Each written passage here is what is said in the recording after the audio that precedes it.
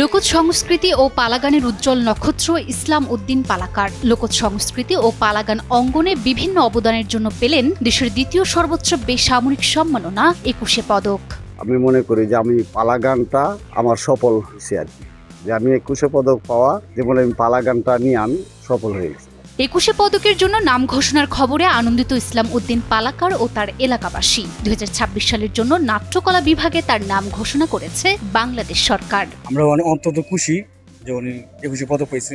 ইসলাম উদ্দিন পালাকারের জন্ম ও বেড়ে ওঠা কিশোরগঞ্জের করিমগঞ্জ উপজেলার নোয়াবাদ গ্রামে। ৭০ ও ৮০-র দশকে হাওড়াঞ্চলের গ্রামে গ্রামে বসত পালাগানের আসর। বাড়ির উঠানে পাটি পেতে রাতভর পালাগান শুনতেন দর্শকেরা। কারণ পালাগানটা তো মনে করেন এটা হচ্ছে মানুষকে আনন্দ দেওয়ার জন্য, আর যারা আমাকে নিয়ে ওরাও আনন্দ করে। আর আমরা শিল্পী যারা, ওরা তো জনগণকে আনন্দ দেওয়ার জন্যই আমরা পালাগান করি। লোকজ এই শিল্পের প্রতি ইসলাম উদ্দিনের আগ্রহ জন্মে কিংবদন্তি পালাগান শিল্পী কুদ্দুস বয়াতির পরিবেশনা দেখে। পরবর্তীতে তাকেই নিজের ওস্তাদ হিসেবে গ্রহণ করেন তিনি। কৈশোরে জড়তা কাটিয়ে একবার যাত্রাপালার মঞ্চে উঠেছিলেন ইসলাম উদ্দিন। অভিজ্ঞতা বলতে তখন সেটুকুই। তবুও পালাগান শেখার অদম্য ইচ্ছায় মাইলের পর মাইল পাড়ি দিয়ে পৌঁছে যান নেত্রকোনায় কুদ্দুস বয়াতির বাড়িতে। পালাগানে যাওয়ার সূত্র হলো আমার ওস্তাদ কুদ্দুস বয়াতি, উনি আমাদের দেশে আসছিল পালাগান করার জন্য।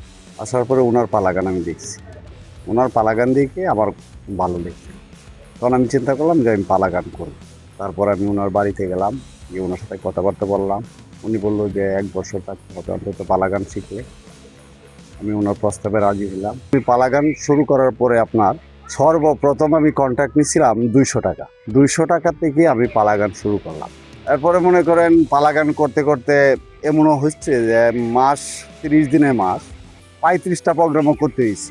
নাওয়া খাওয়া ভুলে টানা ৯ মাস ওস্তাদের সঙ্গে থেকে পালাগানের বিদ্যা বুদ্ধি রপ্ত করেন ইসলাম উদ্দিন। এরপর গ্রামে ফিরে নিজেই পালাকার হিসেবে আত্মপ্রকাশ করেন তিনি। ১৯৮৯ সালের দিকে গঠন করেন ইসলাম উদ্দিন পালাকার ও তার দল।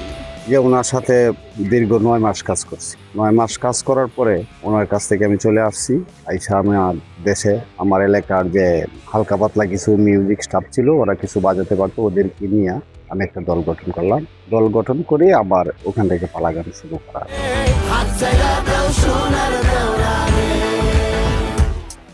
এছাড়াও দেওরা গানটি সম্পর্কে ইসলাম উদ্দিন পালাকার জানান, আরএফএল SWR পাইপি মাপে যা বলে তাই দেয়। RFL SWR pipe and fittings সবকিছু কাজই করেছে প্রীতম হাসান। আমার কোক স্টুডিও থেকে একদিন ডাক দিছে যাওয়ার জন্য। পরে আমি ওদের সাথে সাক্ষাৎ করলাম। ওরা বললো যে এই বয়সটা আপনার একটু দিতে হবে, আমরা একটা গান আছে আপনি একটু দেখেন। পরে আমি সঙ্গে সঙ্গে বয়স দিয়ে আসলাম। পরে আমার ওরা বিদায় করে দিল। পরে কিছুদিন ১ সপ্তাহ পরে আবার ডাকলো, গেলাম, বললো যে গানটা করতে। আমি শুধু গানটা করে দিলাম, শুটিং করলাম। এই গান তো পুরো ভাইরাল হয়ে গেল। অবশ্যই ২১শে পদকের জন্য তার নাম ঘোষণার বিষয়টি শিল্পকলা একাডেমি থেকে জানানো হয়। খবর শুনে আবেগ আপ্লুত হয়ে পড়েন এই গুণী শিল্পী। পালাগান এমন একটা জিনিস, এটা খুব কষ্টকর। মনে করেন একটা পালাগান শুরু করতে হাজার হাজার মানুষ থাকবে, ওই মানুষের মধ্যে অনেক শ্রেণীর লোক থাকবে। সবাইকে বুঝ দিতে হবে, সবাইকে ধরে রাখতে হবে। বুড়া লোক যাবে, চ্যাংরা লোক যাবে, মেয়েরা যাবে, সবাইকে বুঝ দিয়ে পালাগানটা করতে হবে। কিন্তু যদি এক দ্বারা যদি পালাগান চলে তাহলে হয়তো অনেক মানুষ চলে যাবে। কিন্তু এই যে হাজার হাজার মানুষ সারা রাত্র ধরে রাখা, কিন্তু এটা হচ্ছে অভিনয়ের উপরে চলে। পালাগানটা যেমন আমরা যেমন যাত্রা নাটক করি, এক একজনের চরিত্র এক একজন করি, কিন্তু পালাগানটা একজন লোকই সব চরিত্র করতে হয়। রাজার সময় রাজা, রানীর সময় রানী, দাসীর সময় দাসী, উজিরের সময় উজি, সবকিছু একটা লোকে করে। ২৬ ফেব্রুয়ারি বৃহস্পতিবার প্রধানমন্ত্রী তারেক রহমানের হাত থেকে ২১শে পদক গ্রহণ করলেন ইসলাম উদ্দিন পালাকার।